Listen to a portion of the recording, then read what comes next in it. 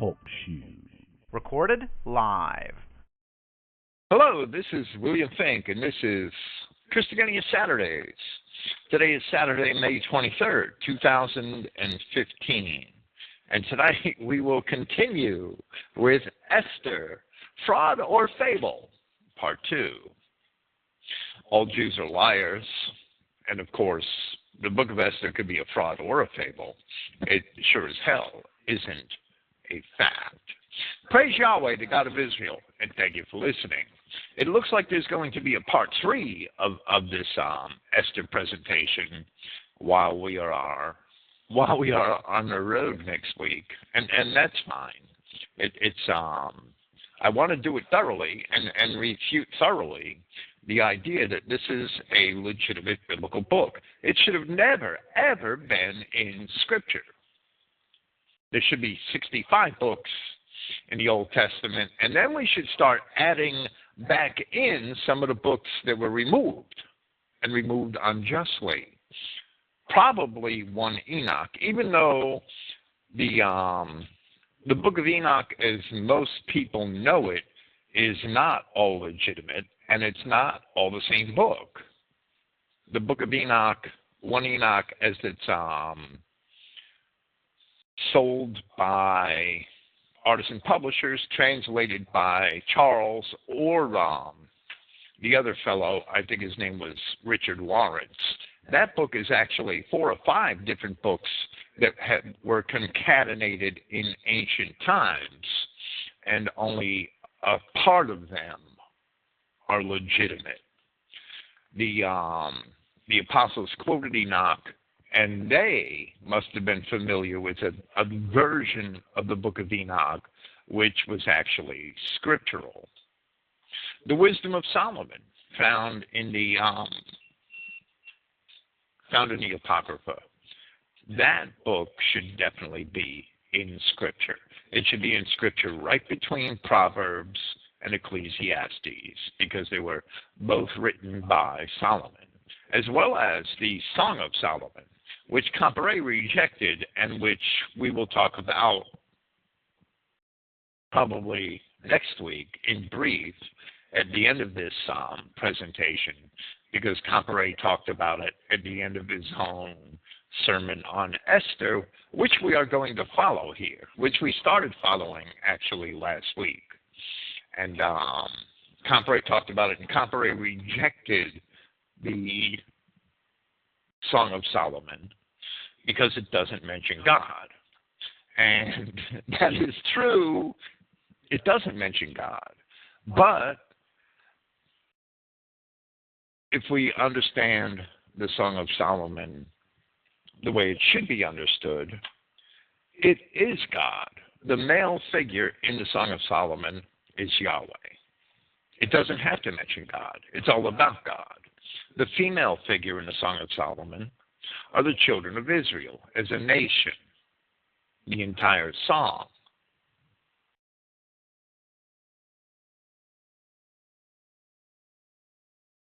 is an allegory celebrating the marriage of Yahweh and Israel. In part 1 of Esther, Fraud or Fable, this past Saturday, we hope to have established as fact that the Esther narrative does not fit into the histories of any of the kings of Persia, especially taking into consideration the circumstances and, of course, the proper chronology of Ezra and Nehemiah, and some of the internal circumstances of the Esther story, such as the chronology which the book itself provides.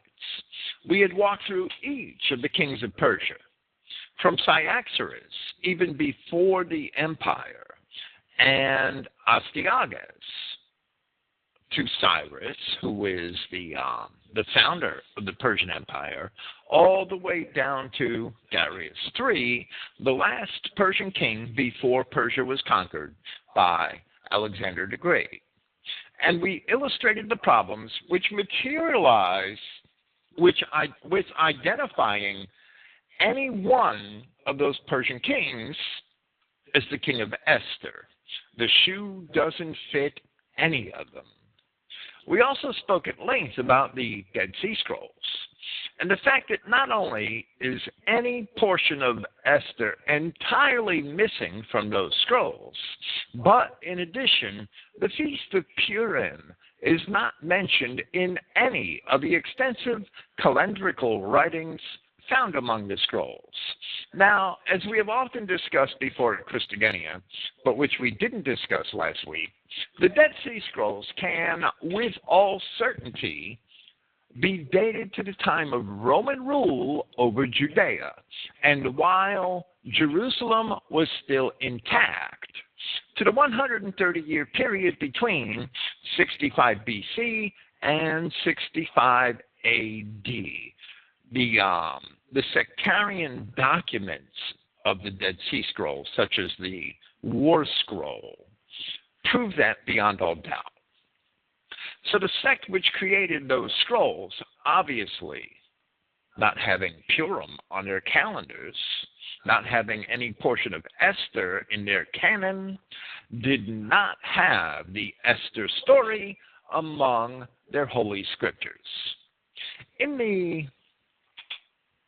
addition to the additions to Esther, which we discussed last week, which is found in the King James Apocrypha, there was even more material than we had initially described, and actually more than I had even remembered, which is found in the version of Esther in the Septuagint, or in any of the Greek manuscripts, that is not found in any version based upon the Masoretic text. Now, although I never read the full version of Esther in the Septuagint, I was well aware that there were additional passages not found in the Hebrew versions of the story. However, I was not aware, or did not remember, that all of these had also made it into the King James Apocrypha. Realizing that Esther was a fable at an early time in my studies, it is likely that perhaps I did not even care to remember. However, in part one of this presentation, we concentrated on the history, and now in part two of this presentation, we shall begin to focus on the actual text. Among the additions to Esther, which we will continue to call additions because they are found only in the Greek, are a long preface which describes a vision which the Mordecai character had supposedly had before the main content of the story began. The text describing the vision is, of course, worded in a way that would make one believe that the Jews alone represent all of Israel.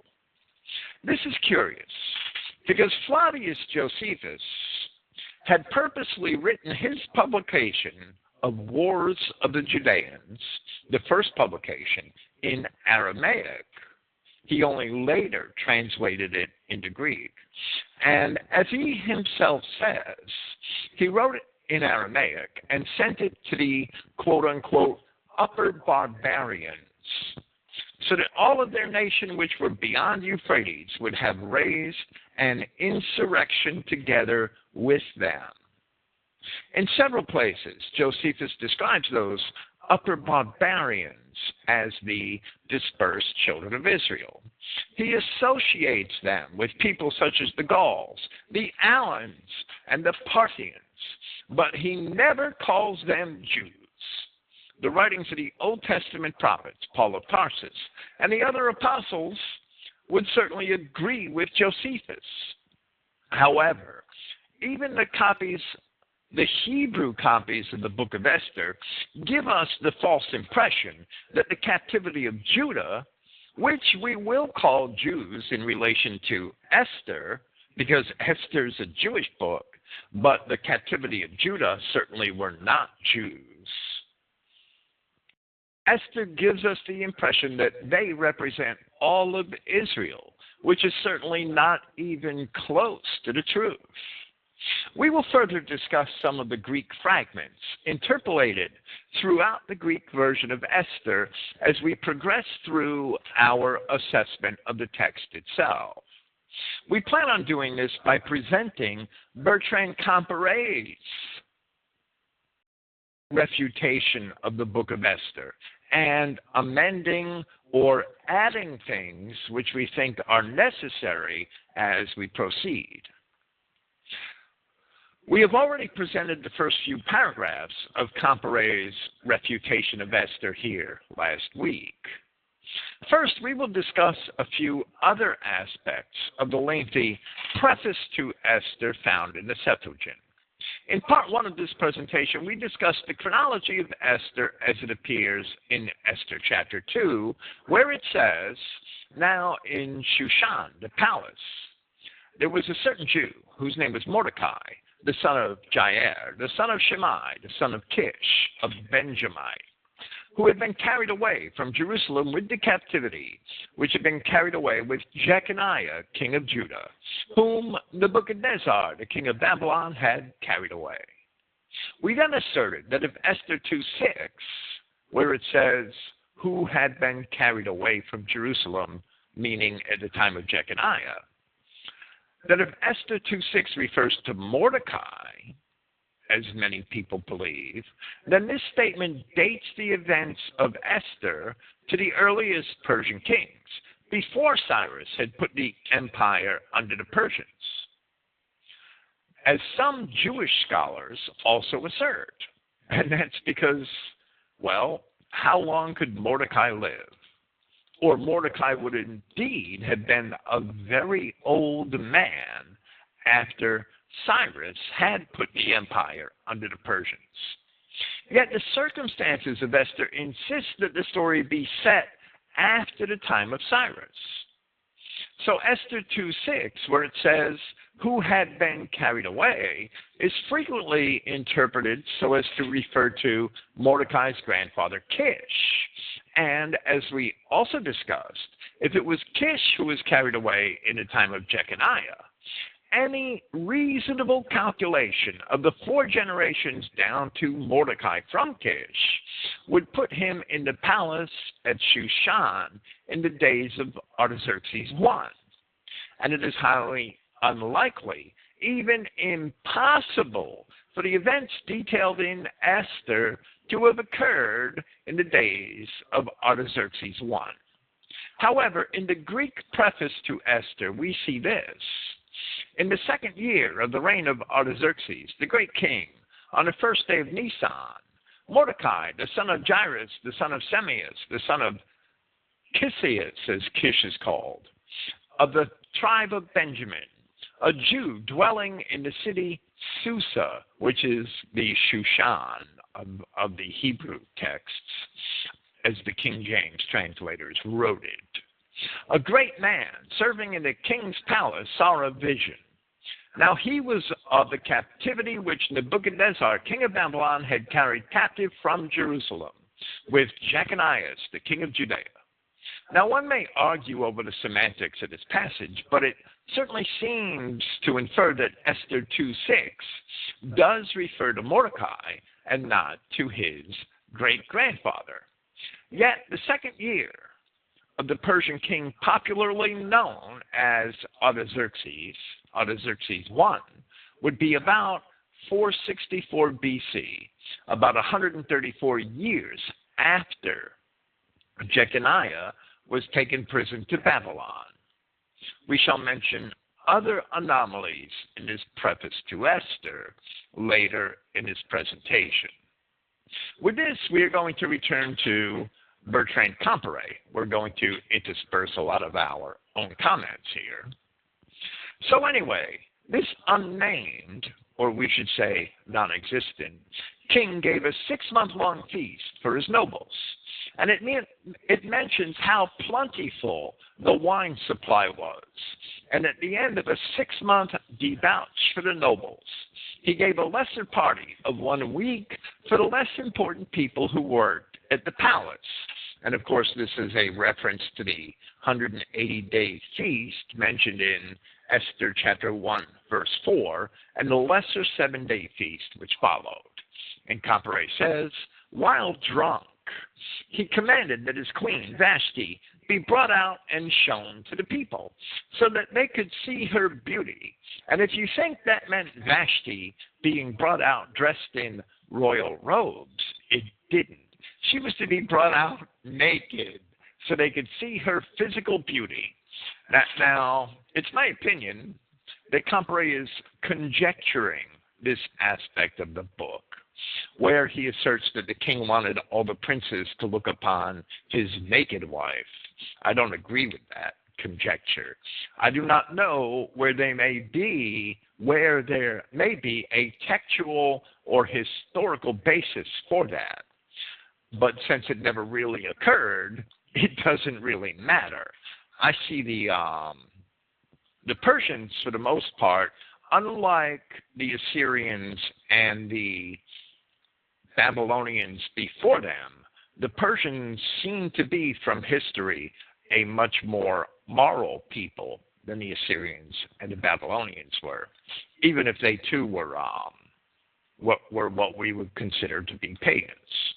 Comparet continues, well, she, being a dignified person, refused to do this.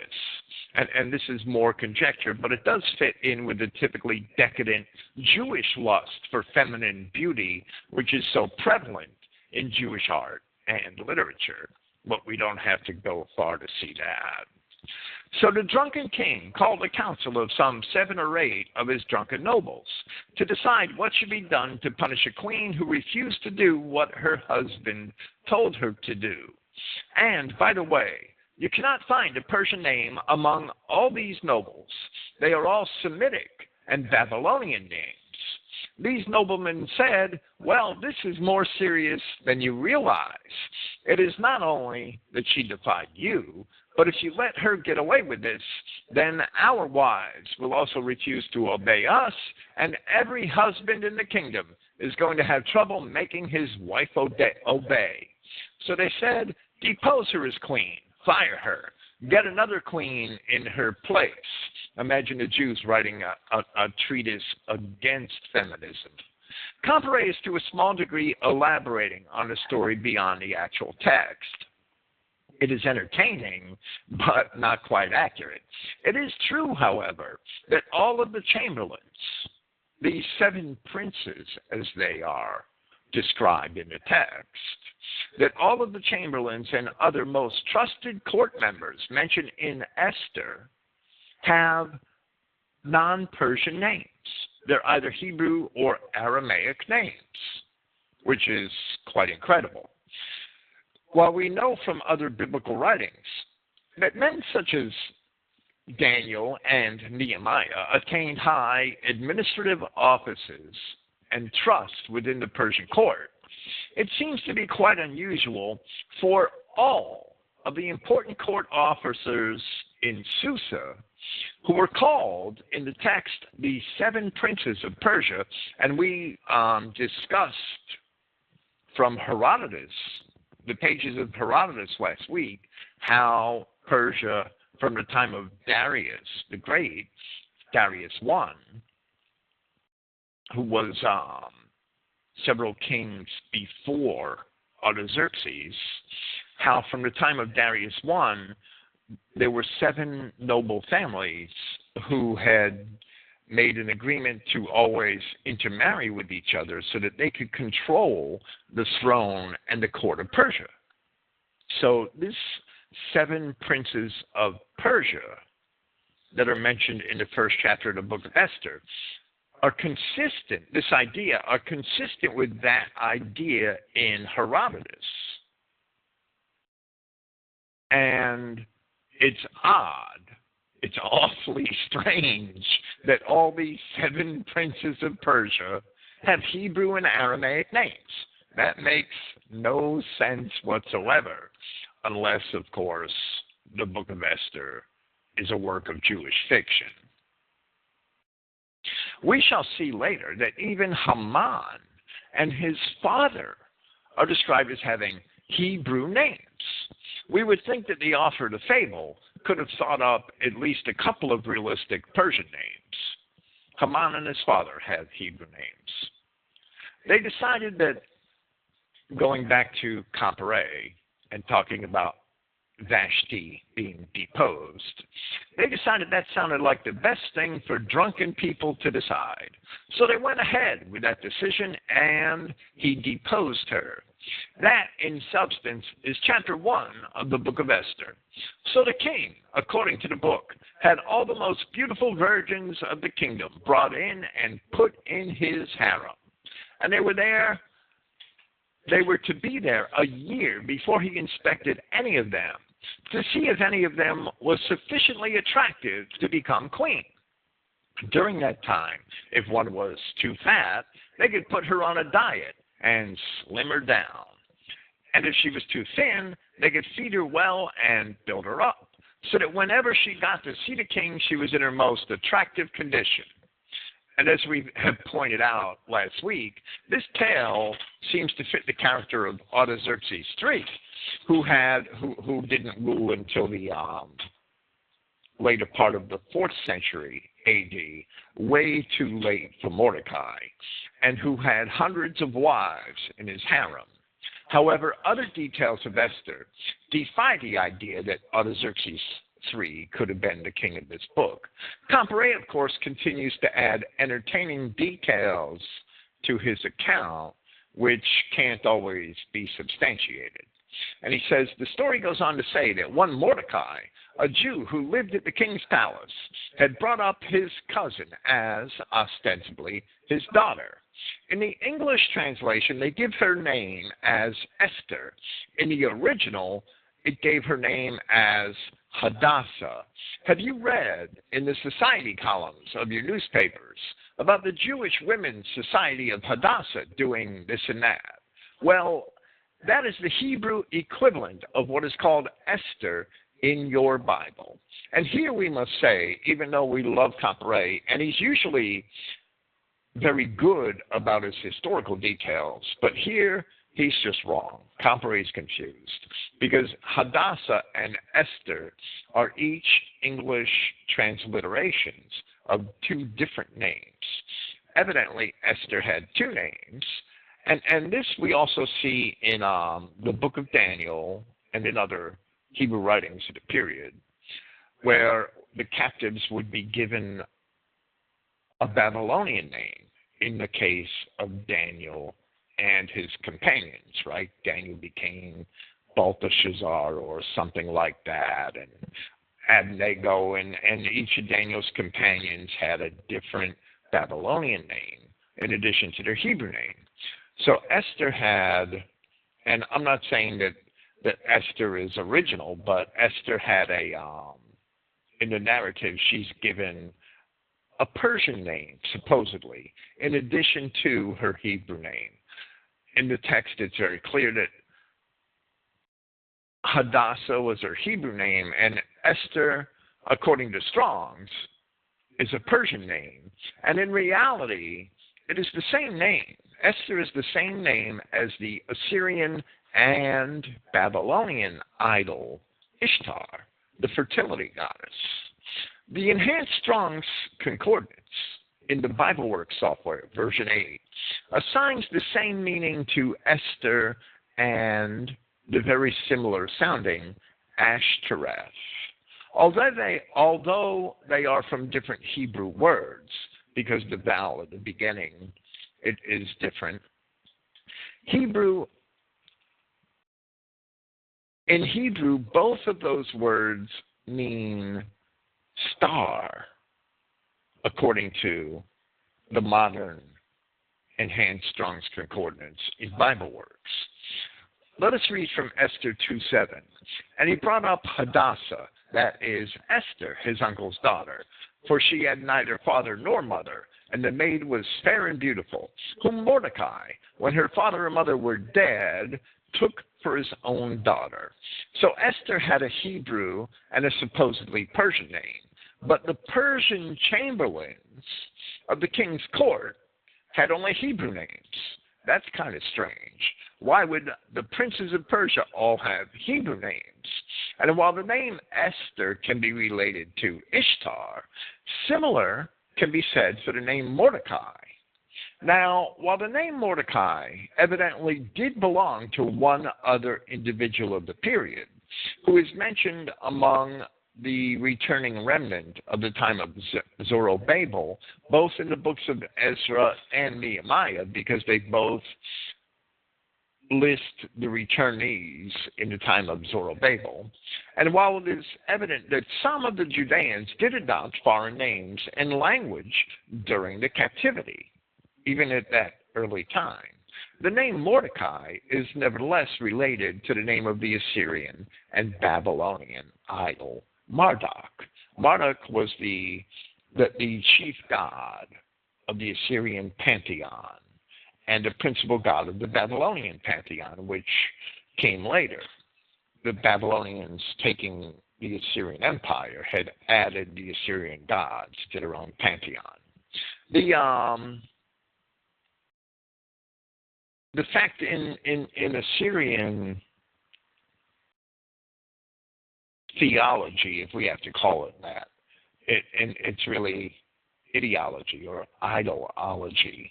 In Assyrian idolology, I'll call it that, the Ishtar and Marduk figures were basically cousins, and Esther and Mordecai are cousins.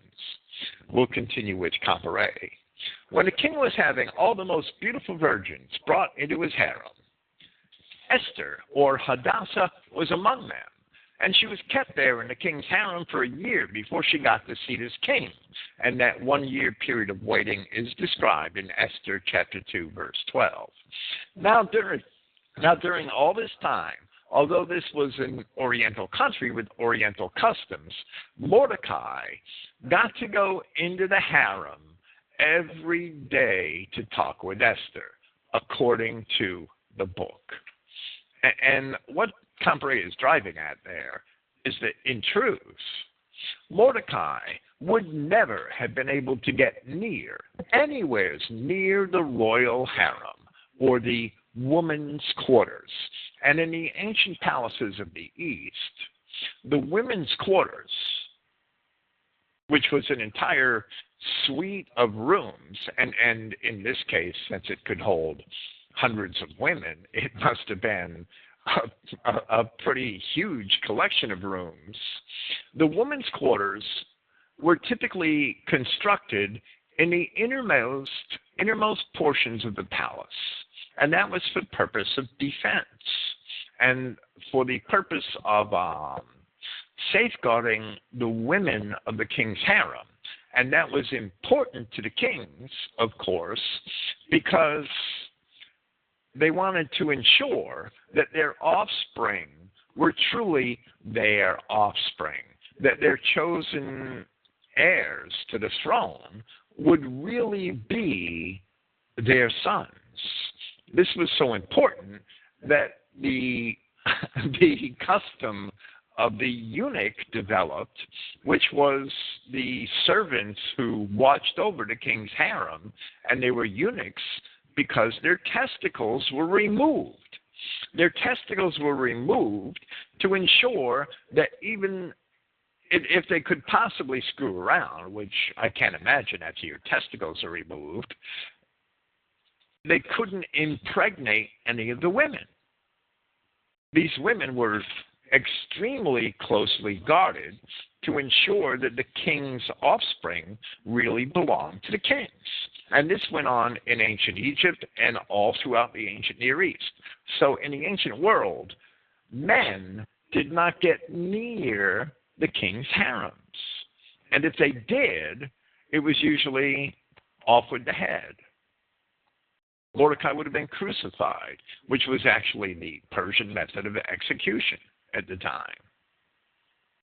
There were no casual visits to the women's quarters of royal palaces. This wasn't just some row of buildings that you could walk outside and down the street.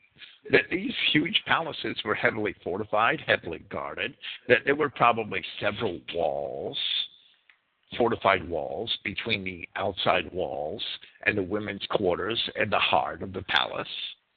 That this whole picture here that's drawn by this book of Esther, it seems like it's almost like a pastoral Arab setting, where they kept their whores in tents next to their camels or something. This is in ancient Persia. If you understand the archaeology and the absolute magnificence of the construction of these ancient palaces, this is so out of place with reality and the historical accounts that it's unreal. There was no women's lib in ancient Persia, so the movements of the women themselves were highly restricted. They just couldn't come and go as they pleased. They were always under guard.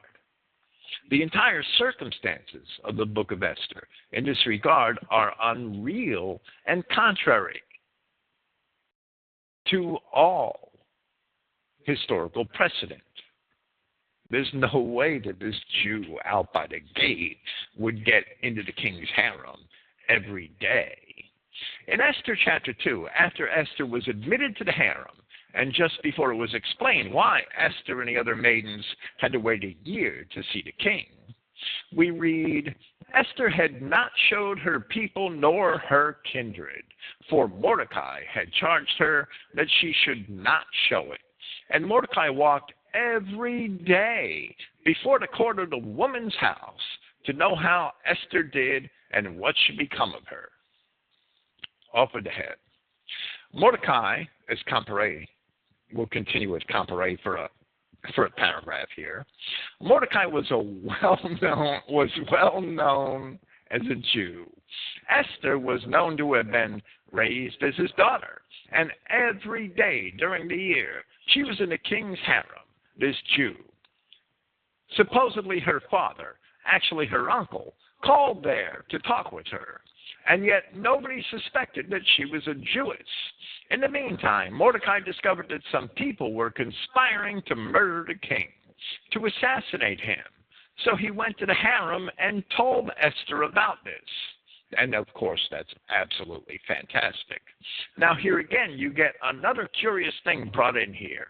According to the book, even the queen herself could not send any message to the king, which is detailed in Esther chapter 4. No matter how important, she would have been killed if she had done so. She had to wait until such times as the king chose to send for her. And then, if he said, "You may speak," she could say, "Well, can I tell you something?" And if he said yes, she could go ahead. Otherwise, they would kill her, according to the Book of Esther. And this is yet another strange anomaly about the Book of Esther. But it is even stranger if we were to accept the preface found only in the Greek copies of Esther. In that preface it says in part, "And Mordecai rested quiet in the palace with Gabbatha and Sarah, the king's two chamberlains," Hebrew words, of course, "eunuchs who guarded the palace. And he heard their reasoning and searched out their plans, and learnt that they were preparing to lay hands on King Artaxerxes. And he informed the king concerning them." In the Book of Esther, it's basically taken for granted that Ahasuerus. In the Greek copies, it's taken for granted that that refers to Artaxerxes. And the king examined the two chamberlains, and they confessed, and were executed. And the king wrote these things for a memorial. Also, Mordecai wrote concerning these matters. And the king commanded Mordecai to attend in the palace and gave gifts for this service. This conflicts with the whole rest of the Esther account in more ways than one. But Compare did well to point out that even the Hebrew copy of the book sets forth that Mordecai was a well-known Jew. And even if he could have visited the harem daily, which is absolutely incredible, then Esther would not have been able to conceal the identity of her nation or her people. During the year, back to Compare for a bit, during the year that she was in the harem, Esther, knowing about the plot to murder the king, had to keep silent about it. Eventually, the king chose her as queen, And then she got an opportunity to tell him about the assassination plot. And so he had the conspirators hanged. But remember now, the king knew of this because he is the one who ordered the hanging of the conspirators. And he ordered the official record to be made that Mordecai was the one who had given the information that enabled him to hang the conspirators before they could get around to assassinating him. The book does not explain why they were so negligent in letting it drift almost a year before Esther got a chance to warn the king. But anyway, they hadn't bumped him off in that time. And here, before we proceed, we're going to read a portion of Esther chapter 2 from verse 16. So Esther was taken to King Ahasuerus into his house, royal house, in the 10th month, which is the month Tebeth, in the 7th year of his reign. Now, if we recall earlier in Esther, she was taken into the harem and had her year weighed from the 3rd year of his reign. Now it's the 7th year, according to Esther. And the king loved Esther above all the women. He took 4 years to make his mind up, I guess. And she obtained grace and favor in his sight more than all the virgins, so that he set the royal crown upon her head and made her queen instead of Vashti. Then the king made a great feast unto all his princes and his servants, even Esther's feast. I guess we'll call that Easter now. I'm kidding, sort of. And he made a release to the provinces and gave gifts according to the state of the king. And when the virgins were gathered together for the 2nd time, then Mordecai sat in the king's gate. Esther had not yet showed her kindred nor her people, even though every day for 4 years Mordecai's been coming to the king's harem to talk to her. Esther had not yet showed her kindred nor her people, as Mordecai had charged her. For Esther did the commandment of Mordecai, like as when she was brought up with him. In those days, while Mordecai sat in the king's gate, 2 of the king's chamberlains, Bigthan and Teresh, kind of different names there from the Septuagint, of those which kept the door, were wroth and sought to lay hand on the king Ahasuerus. And the thing was known to Mordecai, who told it unto Esther the queen. And Esther certified the king thereof, and this is very important because we'll talk about it later. And Esther certified or assured the king that this is true in Mordecai's name. And when inquisition was made of the matter, it was found out. Therefore, they were both hanged on a tree, and it was written in the book of the Chronicles before the king. Now we do not know where Compare saw a 1-year delay in the discovery of the plot against the king. Actually, 4 years had passed since Esther was first brought to the harem in the 3rd year of the king.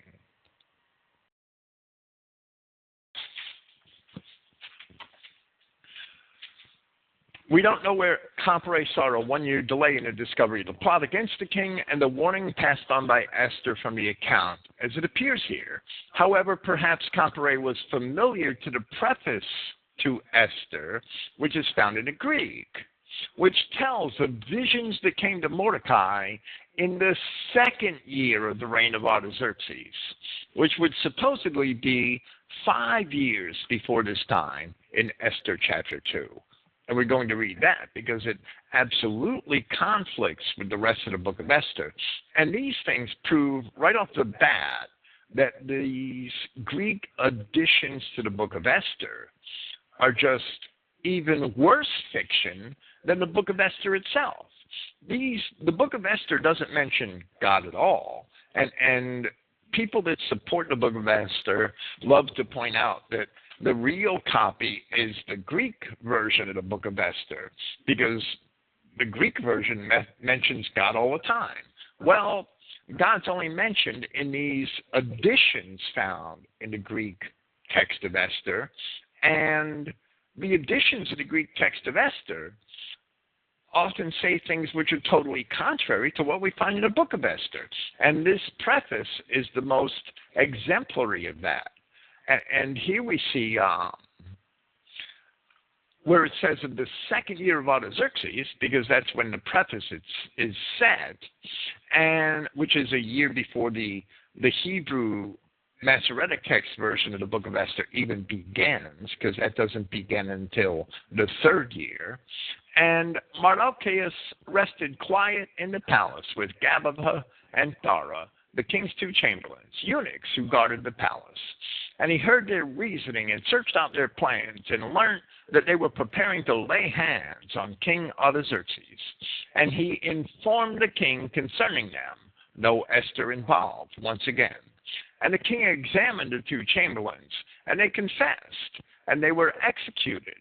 And the king wrote these things for a memorial. Also, Mardochæus, or Mordecai, wrote concerning these matters. And the king commanded Mordecai to attend in the palace and gave gifts for this service. So the preface, the Greek preface to Esther, contradicts Esther chapter 2, which claims that this plot was revealed in the 7th year of Artaxerxes through Esther rather than in the 2nd year, directly from Mordecai to the king. But that is not all.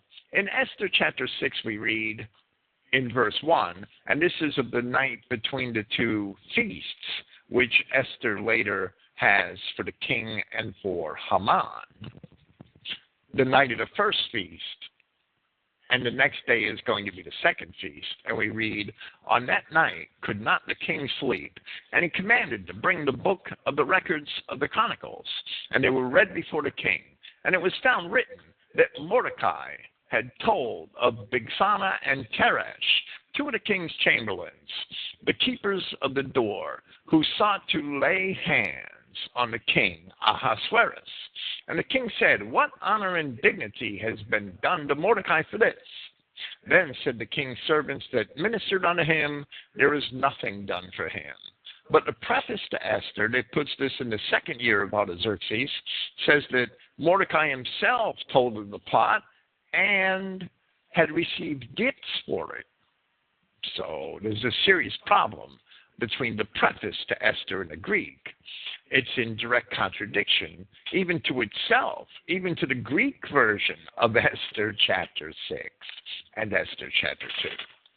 We must also wonder about Esther chapter 2, verse 22, where it says of the plot, and the thing was known to Mordecai, who told it unto Esther the queen, and Esther certified the king thereof in Mordecai's name. Why was Mordecai not rewarded immediately?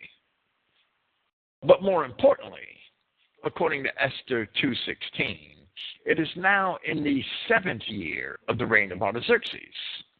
Therefore, if according to Esther 2:20, Esther had not yet revealed her nation and people, and Mordecai was known to be a Jew, how could Esther have explained being in the harem for nearly 4 years by this time and having anything to do with Mordecai, since she evidently informed the king that she had gotten her information from Mordecai?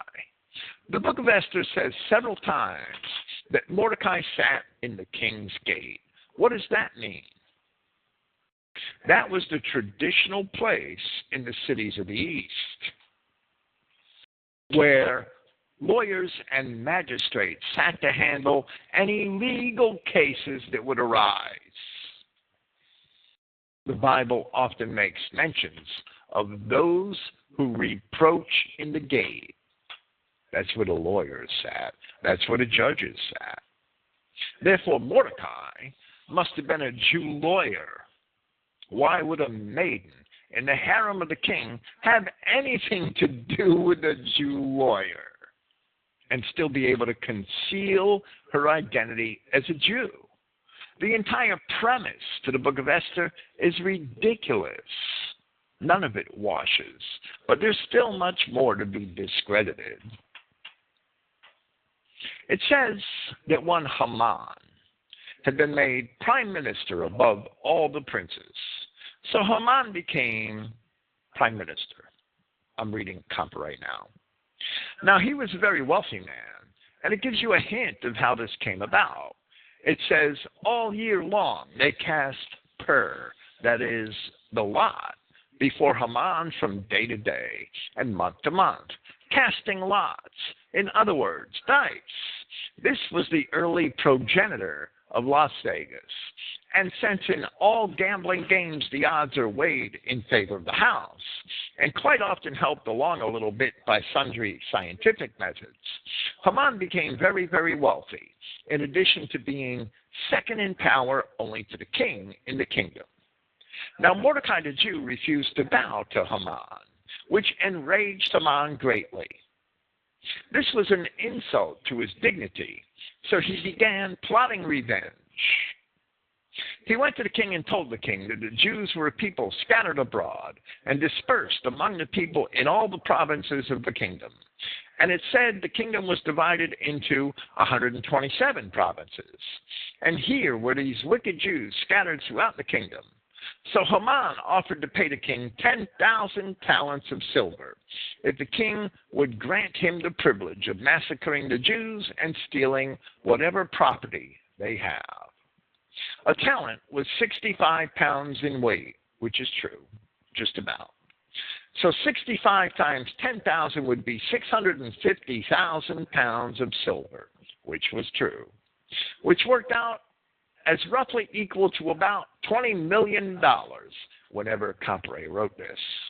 And then, when you translate that into the greater purchasing power of money in that day, I wouldn't be surprised if it would be the equivalent of offering the king $20 billion in terms of today's money values for the privilege of killing off the Jews and taking their property.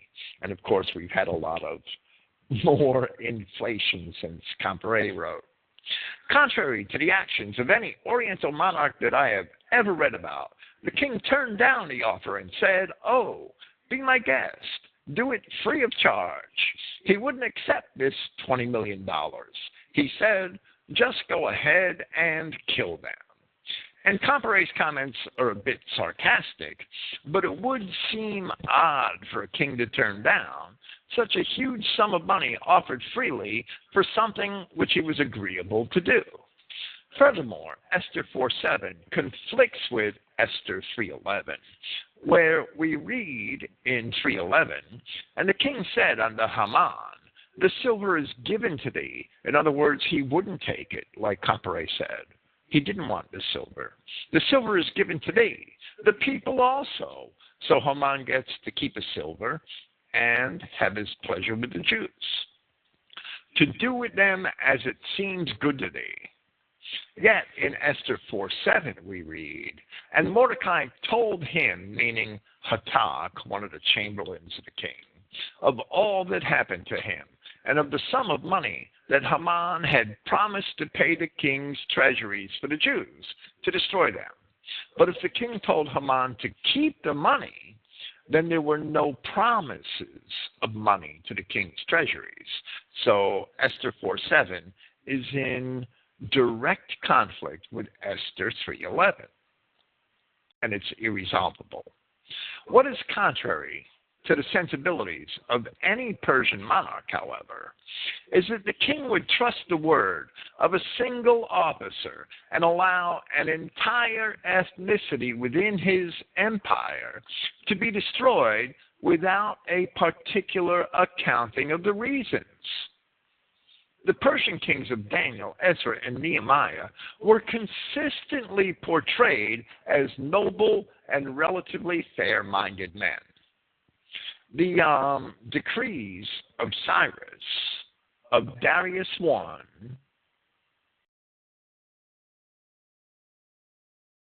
and of Artaxerxes, as those decrees are recorded in the book of Daniel, in the book of Nehemiah, and in the book of Ezra, are all very kind to the Judeans.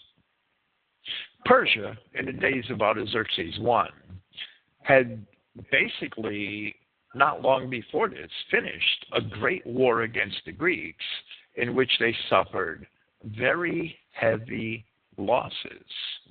And it can be proven from history, from Herodotus and other histories, that the Judeans were a great help to the Persians in that war, especially in terms of shipbuilding and other skills.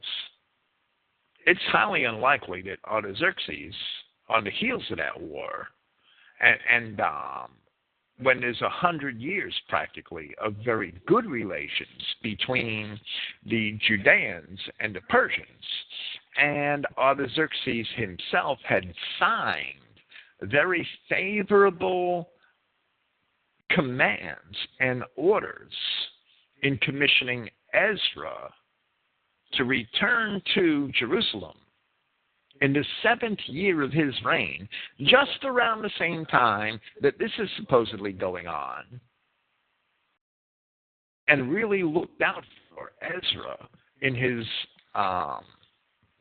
commission to rebuild Jerusalem, that Artaxerxes would do a thing like this. That's incredible. That's absolutely incredible. Or that any Persian king thereafter would do a thing like this. Because as we shall see, there were laws, very favorable laws, decreed by the Persian emperors in favor of the Judeans. And the laws of the Judeans were not allowed, the laws of the Persians were not allowed to be changed by their kings. And we will see that coming up. Back to Comparet. So the king issued an edict, which he ordered published in all the provinces of the kingdom, and he ordered it translated from the Persian into whatever was the most common language spoken in each province, stating that at a time to come, on the 13th day of the month Adar, that the people should kill the Jews and take their property. Now, if anybody was still in doubt that Mordecai was a Jew, all doubt was now dispensed with. Mordecai went into public mourning, fasting and wearing sackcloth, as did the rest of the Jews when they heard that they were going to be slaughtered. Now, the book never says that any one of them prayed to be delivered from this massacre. Only the additions to Esther found in the Greek say that. The Hebrew text of Esther, Comparet is absolutely correct about. They simply put on sackcloth and fasted, in mourning against their coming massacre. Then Mordecai sent word to Esther, who by this time was queen, that unless she could get the king to change this edict, that she, like the other Jews, would be killed, because she was a Jewess too. So she agreed she would try to persuade the king to change his mind. The new queen, Esther, known by all who knew her as having been raised as the daughter of the Jew Mordecai, now doubly advertised her Jewishness by also dressing in sackcloth and fasting and mourning, and compelling all her maidservants to do likewise, as if that wouldn't raise the curiosity of the eunuchs and the king. Unless any of the people of the kingdom were in a state of total unconsciousness, how they could have avoided knowing that she and Mordecai were Jews is not explained. And Comparet did well to raise all of these conflicting issues. But actually, according to Esther chapter 2, Esther is queen by the 7th year of Ahasuerus' reign, wherein Esther chapter 3, lots are being cast in the court before Haman until the end of the 12th year of his reign. So these events didn't happen until the 12th year of Artaxerxes and the 13th. The edict was issued to exterminate the Jews in the first month of the following year, according to Esther 3:12. So Esther's already supposedly been the queen for almost 6 years, according to the book of Esther, which we know never happened, but that's what the book is claiming. Now as for Haman, he is called in Esther Haman, the son of Hammedatha, the Agagite. And we see that Haman is a Hebrew name. It's right in Strong's Concordance, has a Hebrew meaning. And Hammedatha is a Hebrew name. And it's right in Strong's Concordance, it has a Hebrew meaning. Yet, In the Greek additions to Esther, found in a portion of what we know as chapter 8 of Esther, the Septuagint identifies Haman as a Macedonian, a Greek. But how should a Greek Macedonian have Hebrew names is beyond me. Even if in the most ancient times the Macedonians were derived from the Hebrews, they had very well developed their own language and their own names, which were all Greek by this time, 1,000 years later. Moreover, the word Agagite, Haman's called an Agagite. The word Agagite seems only to be an epithet, meaning I will overtop, and that's possible. And the Greeks who wrote the additional part of Esther seem to have taken that literally. And in the Greek Esther, he's called the Bougain. And Bougain is from the Greek Bougahias, and that's a Homeric Greek epithet, which means braggart. So the Greeks that made the Septuagint took the word Agagite and they translated it literally. However, the original Strong's definition, in the original Strong's Concordance, lists the word Agagite as coming from the word Agag. And Agag was a title or a name of certain kings of the Amalekites. And we see Agag mentioned in Numbers chapter 24, and we see Agag mentioned in 1 Samuel chapter 15. And Agagite, according to the original Strong's Concordance, is a patronymic word from Agag, just like every other patronymic Hebrew word. And that makes perfect sense. So the book of Esther in the Hebrew is identifying Haman as an Agagite, ostensibly from the Amalekites, and not to say that Haman ever really existed, and the Septuagint takes that Agagite, translates it literally, since I will overtop is a brag, and they call Haman a braggart, and then in their additions to Esther, they make him a Macedonian. And I'm going to make these conclusions when we conclude with Esther Part 3 at the end of the critique of this book and Comparet's critique of it.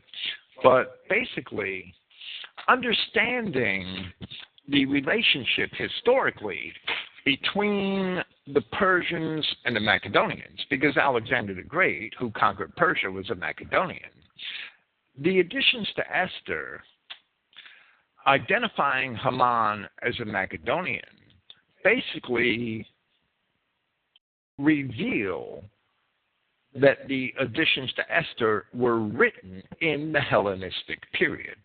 Now, there's overt evidence of that because at the very end of the additions to Esther, it mentions it mentions Ptolemy and Cleopatra. Mentioning Ptolemy and Cleopatra shows that the additions to Esther were written in the Hellenistic period, and very late in the Hellenistic period, because Ptolemy and Cleopatra, well, Ptolemy died a little sooner, and that might refer to her father or any one of two of her brothers, because she was married to both of them. Cleopatra was pretty sick, but she died in 30 BC after the Battle of Actium. So that's when the Greek additions to Esther were probably written in her time, sometime before 30 BC. Now, the book of Esther itself might be a little older than that, and we will discuss some of those details in part 3 of this series.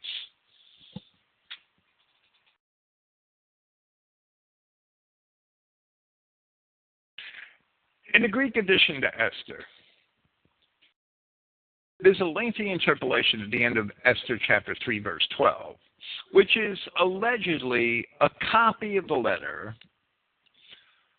which Artaxerxes issued decreeing that all of the Jews of the empire would be destroyed and their property confiscated in one day. There are things which Esther says about the decrees of the Persian kings which are quite incredible. In the Persian Empire, as in the Babylonian Empire which preceded it, Aramaic was the lingua franca, meaning the common tongue of the government and diplomacy and of international trade. When inscriptions were made, and there's countless examples from archaeology, they usually at this time appeared in Persian and Aramaic. While sometimes the Persian inscriptions were trilingual, like the Behistun Rock is trilingual, and they included Akkadian as well as Persian and Aramaic, or Farsi, if you want to use that term instead of Persian. And Akkadian, the third language, was the lingua franca of the old Assyrian Empire that preceded the Babylonians. Not by long here, maybe by 160, 170 years. But the official decrees of the empire, usually made in bilingual or trilingual tablets or inscriptions, would never be translated into various dialects of every ethnicity within the empire. They had a lingua franca. That's why they had a language of trade, diplomacy, and government. As we had discussed in the first part of this series, the reign of Artaxerxes coincided with the time of Ezra. Surely Ezra, the great scribe, would have gotten a copy of this decree since he was sitting in Jerusalem rebuilding the city at this very time. And since at this very time he was one of the governors of a province within the empire. Yet he was completely ignorant of it in all of his writing, as were the three notable Hebrew prophets of the same period and later than Ezra, which were Zephaniah, Zechariah, and Malachi. Even more oddly, according to Esther, the king decreed, when we read the book of Esther, the king decreed on the 13th day of the first month that all of the Jews were to be destroyed on the 13th day of the 12th month. This is 11 months' notice of their impending doom, and none of them seemed to protest. Imagine if the current American president said, I'm going to have all the Irishmen killed in 11 months, and Congress passed a law. Do you think that the Irish might sit around in bars, right? Do you really think the Irish would sit on their asses for 11 months and do nothing? Maybe wear sackcloth and ashes.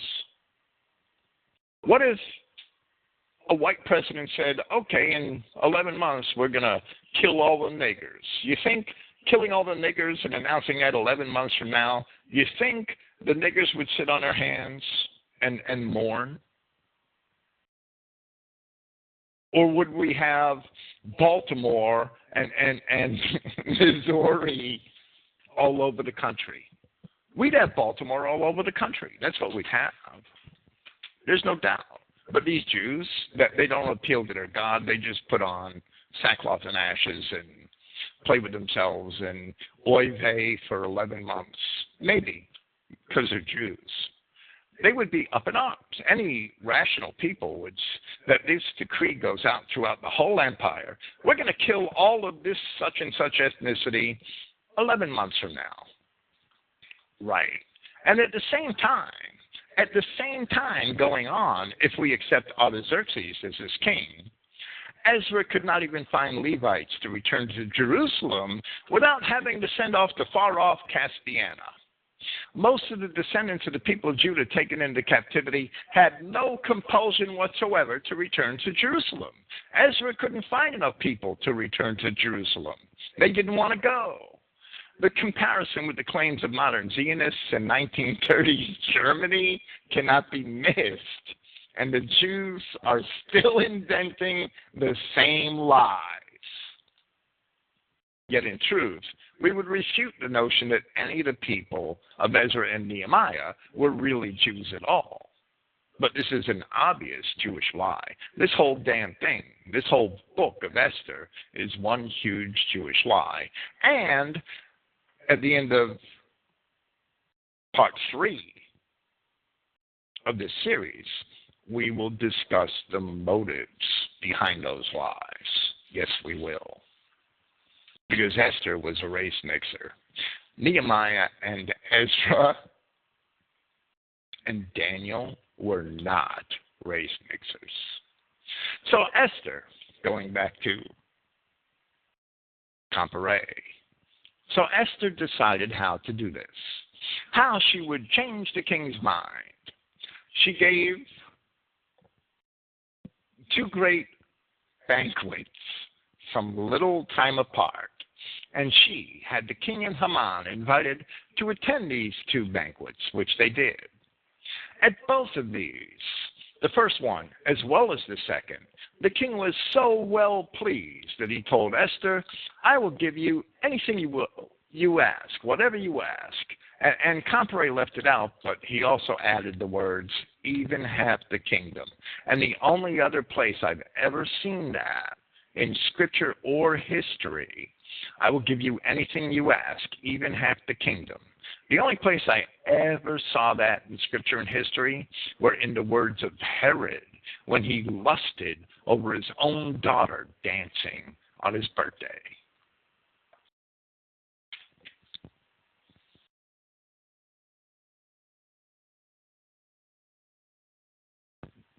Did she ask, well, don't massacre the Jews? This is at that first feast, right?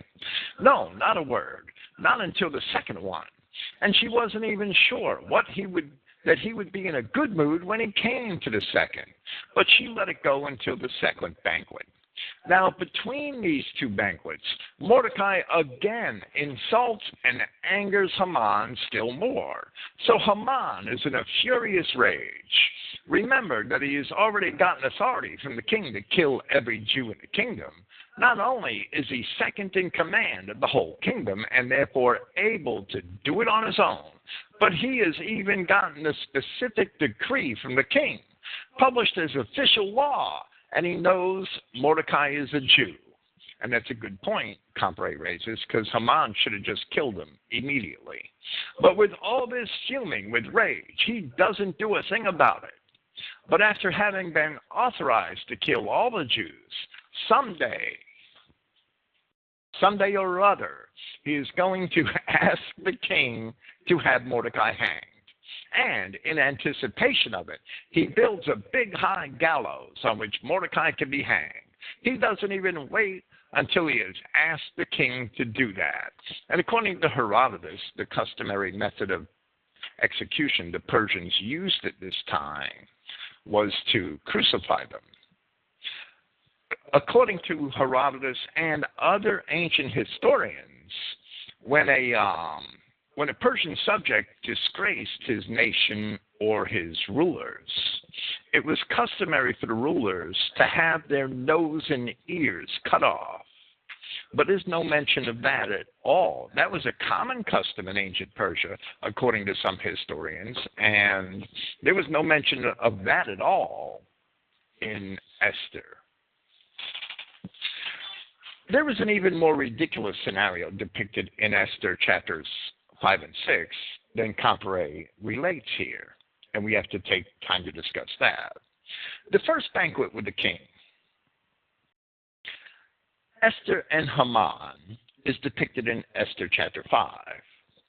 Then during that banquet, a second banquet for the same 3 people was planned for the following day, and Haman is depicted as having another run-in with Mordecai after he leaves the night of the first banquet, and going home to his wife to explain everything to her. Then, of events which supposedly transpired during the intervening night, we read at the beginning of Esther chapter 6, from verse 1, "On that night could not the king sleep, and he commanded to bring the book of records of the Chronicles, and they were to be read before the king.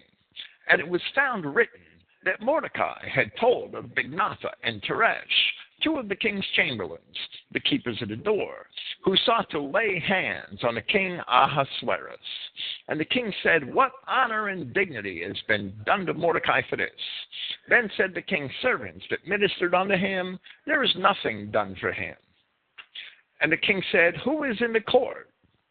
Now Haman was come into the outward court of the king's house to speak unto the king, to hang Mordecai on the gallows that he had prepared for him.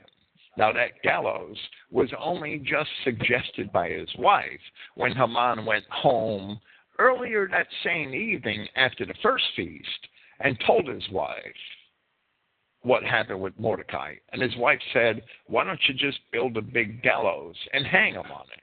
So the text of Esther said that Haman built a big gallows and went to the king's house and asked him if he could hang Mordecai on it. And the king's servant said unto him, Behold, Haman stands in the court. And the king said, Let him come in. So Haman, who had already been scheduled to appear at the king's court for a banquet with Esther later that same day, decided to show up at the king's palace sometime in the middle of the night instead. That's just nuts. If you want to believe that, I'm sure you've bought some used cars from Jews. And the king just happened to be awake to see him by chance, right? Furthermore, Haman and everyone else supposedly being ignorant that Esther was a Jewess, nobody knew it, according to Esther, and of her connection to Mordecai, the Jew lawyer, nobody knew it. Why would he need to talk to the king so urgently and had not spoken to him the previous day as they sat at dinner together? In addition to these absurdities, Haman is depicted as having had a towering 50-foot gallows built sometime between leaving the first banquet after dinner, going home to describe everything to his wife, and returning to the palace later that same night. That entire scenario is completely unrealistic. That's worse than most of today's Jew sitcoms. Much worse. Back to Comparet. The book says that somebody reminds the king that Mordecai was the man who reported the assassination plot and saved the king's life. And no reward had ever been given him for this. So the king decides, yes, there should be a reward for Mordecai. So Haman, the prime minister, comes in about that time, which is in the middle of the night, and says, Haman, what should be done for the man whom the king desires especially to honor? Haman says to himself, well, that must be me. Who else could it be? Now, it must also be remembered that the preface to the book of Esther explained that Mordecai was already honored and given gifts for all this in the second year of Artaxerxes. Back to Comparet. So Haman says, why? The thing to do is dress him in royal robes, have him ride upon your own horse, bring him through the streets, parade him before the people with heralds there, blowing trumpets and telling the people, this is the man the king delights to honor. Then the king says, well, that sounds like a good idea, Haman. You do that for Mordecai. Well, that rather stuns Haman. He has waited too long to get Mordecai put away. So he goes home to consult with his wife, and his wife says, if, note this now, and this is Comparet's little remark, if Mordecai is a Jew, you are certain to fall before him. How anybody could have had any question about whether Mordecai was a Jew or not is not explained, but it is still apparently in doubt in everybody's mind. And I'm going to say that the real discrepancy in this story is evident in Esther 6:2.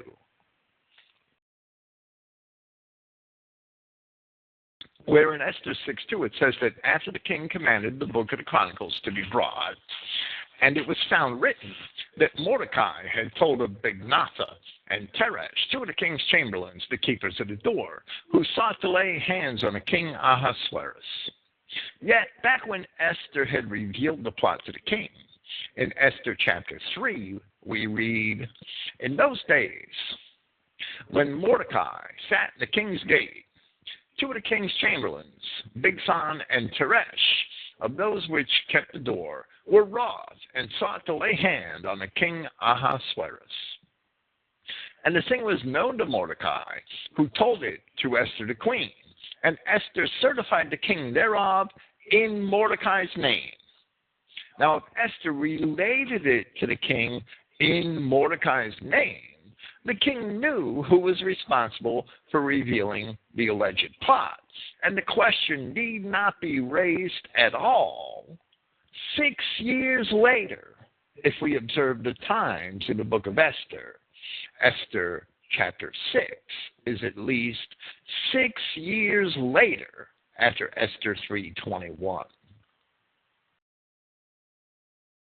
But at the second banquet, back to Comparet, at the second banquet, Haman rather misbehaves himself, incurs the king's wrath, and Esther now reveals to the king what everybody in all of Persia must have known by that time, that she is a Jewess. In other words, there was no way to conceal it all this time. That is another absolutely absurd aspect of the book of Esther, that she is a Jewess. And she says the official proclamation, the king's edict, has gone out to kill all the Jews in the kingdom. You remember how that came about. There was a personal discussion between Haman and the king. Haman offered a bribe equal to $20 million for the privilege of killing all the Jews and taking their property. And the king thought it was such a good idea, even though if this is Artaxerxes or Darius I or Cyrus or any other Persian king of that early period, they had already made many proclamations very kind to the Judeans, to Daniel, to Ezra, to Nehemiah. So this is absolutely absurd. And the king thought it was such a good idea, he wouldn't even take any payment. And the king himself issued the edict that it should be done. But now when Esther tells him that the edict has gone out, that on the 13th day of Adar, which is not yet come, the Jews are to be killed, the king is astonished to hear that any of this has happened. He doesn't know anything about it. Well, he orders Haman to be hanged, and Haman is hanged on a big high gallows that he had prepared for Mordecai, which Haman ordered built that night after he had gone home and talked to his wife for a while and went back to the king's house and in the middle of the night. And I guess that the workmen must have started at like 2 or 3 a.m. and were already done with a 50-foot gallows by this time. The whole story is retarded, right? Only it's like a comic book. This isn't real. None of it's real. Here, Comparet raises a very valid point. It is not every day that a Persian king would issue an edict concerning the extermination of an entire ethnicity of people in every province of the empire, and then not realize who Esther was talking about after she made an appeal. He said, who did this, right? Yet this is how the story depicts the exchange. We're going to read it in Esther chapter 7 from verse 3. Then Esther the queen answered and said, if I have found favor in thy sight, O king, and if it please the king, let my life be given at my petition, and my people at my request. For we are sold, and I and my people, to be destroyed, to be slain, and to perish. But if we had been sold for bondmen and bondwomen, I would have held my tongue, although the enemy could not countervail the king's damage. Then The king Ahasuerus answered and said to Esther the queen, "Who is he, and where is he, that durst presume in his heart to do so?" He should have first asked her, "Are you a Jew?" Examining the text of Esther, for instance at Esther 4:11 and at Esther 5:1, we can see with all clarity from the time of the decree against the Jews that the king sat and wrote out, and the additions to Esther had this huge, long, flowery language of a decree. From the time that the king wrote out the decree against the Jews to the time of Esther's appeal to the king here on behalf of the Jews, only about 7 weeks have elapsed.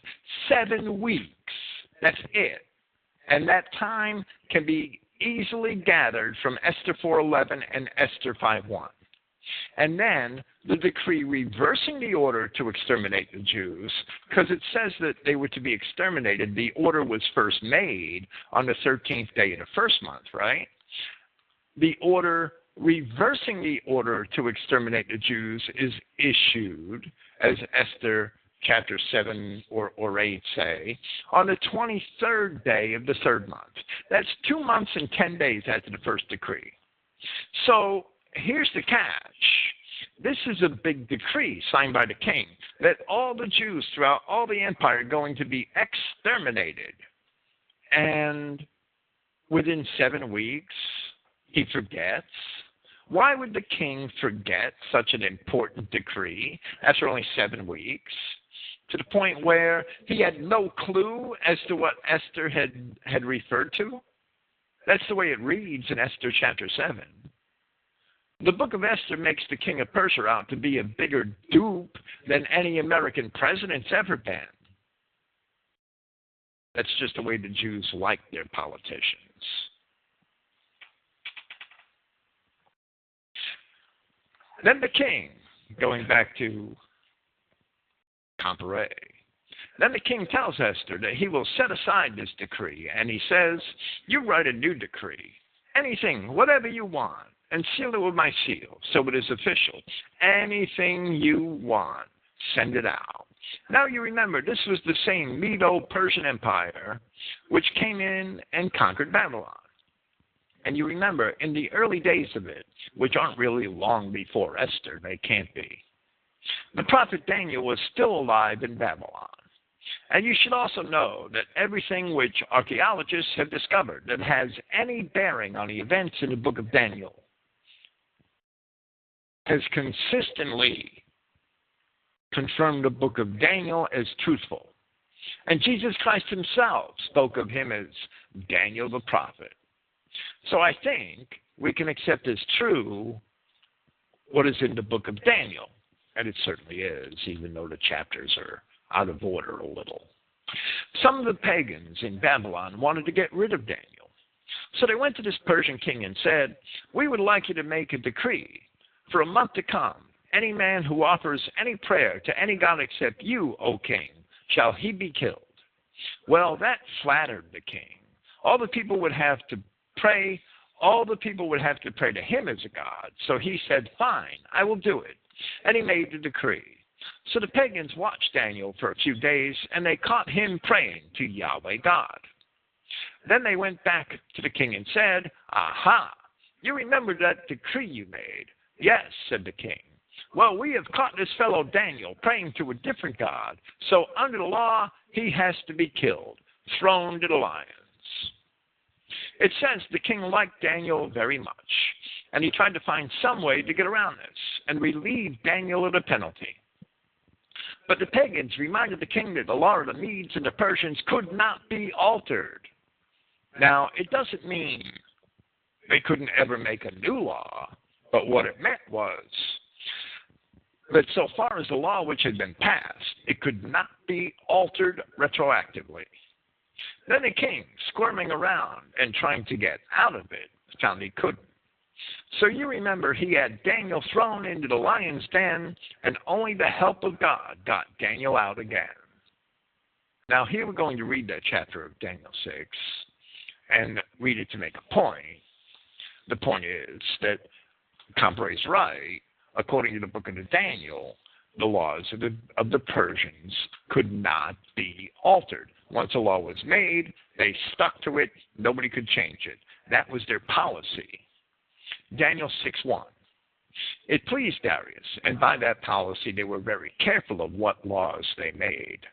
It pleased Darius to set over the kingdom 120 princes, which should be over the whole kingdom, and over these 3 presidents, of whom Daniel was first, that the princes might give accounts unto them, and the king should have no damage. Then this Daniel was preferred above the presidents and princes because an excellent spirit was in him, and the king sought to set him over the whole realm. Then the presidents and princes sought to find occasion against Daniel concerning the kingdom, but they could not find occasion nor fault. For as much as he was faithful, neither was there any error or fault found in him. Then said these men, we shall not find occasion against this Daniel, except we find it against him concerning the law of his God. Then these presidents and princes assembled together to the king, and said thus unto him, King Darius, live forever. All the presidents of the kingdom, the governors and the princes, the counselors and the captains have consulted together to establish a royal statute, and to make a firm decree, that whosoever shall ask a petition of any god or man for 30 days, except of thee, O king, he shall be cast into the den of lions. Now, O king, establish the decree and sign the writing, that it not be changed according to the law of the Medes and Persians, which altereth not. In other words, which never changes. Wherefore, King Darius signed the writing and the decree. Now, when Daniel knew that the writing was signed, he went into his house, and his windows being open in his chamber toward Jerusalem, he kneeled upon his knees 3 times a day and prayed and gave thanks before his God as he did aforetime. Then these men assembled and found Daniel praying and making supplication before his God. Then they came near and spoke before the king concerning the king's decree. Hast thou not signed a decree that every man that shall ask a petition of any god or man within 30 days, except for thee, O king, shall be cast into the den of lions? And the king answered and said, the thing is true, according to the law of the Medes and Persians, which altereth not. Doesn't change. Then answered they and said before the king, that Daniel, who was of the children of the captivity of Judah, regards not thee, O king, nor the decree that thou hast signed, but makes his petition 3 times a day, meaning that he prays to his own God. Then the king, when he heard these words, was sore displeased with himself, and set his heart on Daniel to deliver him. And he labored till the going down of the sun to deliver him. Then these men assembled unto the king, and said unto the king, Know, O king, that the law of the Medes and Persians is, that no decree nor statute which the king establishes may be changed. The book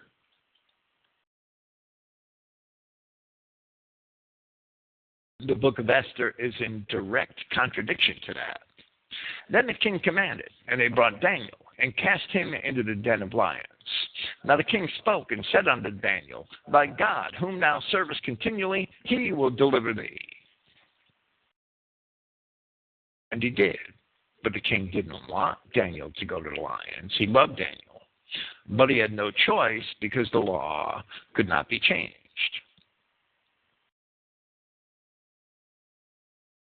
An account, and I think I touched on this last week, an account from the rule of the Persian king Cambyses, who followed Daniel by a couple of generations, actually. Cambyses was the grandson of Darius.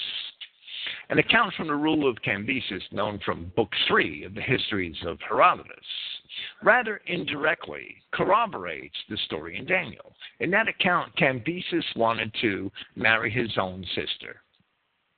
But first, he had the Persian magistrates investigate as to whether such an arrangement would violate any existing laws, because that would have barred the marriage, and he wouldn't have been able to change the law. And this betrays the fact that the Persian king would not have been allowed to change any existing Persian law. So we have it in Daniel, and we could see it in Herodotus. But Esther is bullshit. Back to Comparet. But when Esther asks the king to set aside the law that was made, he does so and tells her to write any kind of a decree she wants. Sign it with his seal and make it official, changing the law of the Medes and Persians. So she wrote a new decree, which says that the Jews are hereby authorized and commanded to destroy, to slay, and cause to perish all the power to people and province that would assault them, both little ones and women, to take the spoil of them for a prey. Esther chapter 8, verse 11. And Comparet says, with his tongue planted firmly in cheek, well, that part of the book of Esther is certainly authentic, so far as it reveals Jewish character.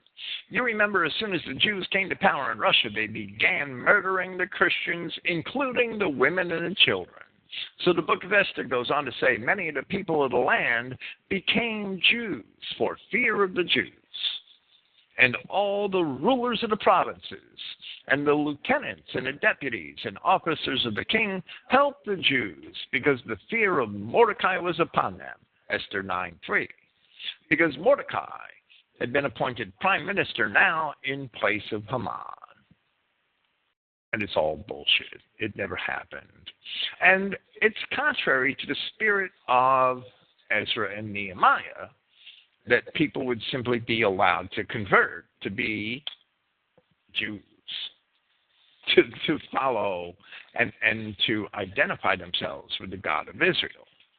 Ezra and Nehemiah would have rejected that idea. It's explicit in their own books. The idea of converting the heathens to the religion of the Hebrews is not found in the books of the Maccabees. All the cities that the early Maccabees had conquered, the people, the Canaanite and other peoples who dwelt in them, were run out. If we read 1 Maccabees, they ran out the heathens from everywhere. But the book 1 Maccabees, and this is probably not by accident, the book stops at 134 BC. There's no more. It ends there, 134 BC. And that is when the rule of John Hyrcanus had begun. John Hyrcanus, according to Flavius Josephus, he went around and everybody that he conquered, he forced into circumcision and converted to be Jews. So that practice is unknown in the history of Judah until 134 BC and the rule of John Hyrcanus. So that attitude alone, that spirit to me, is agreeable to that late Hellenistic period. And that's when the additions to Esther must have been written in order to somehow give some approval to the idea of people converting to be Jews. Because that practice came into vague after the Edomites were conquered and circumcised and became Judeans. That'll be it for this evening.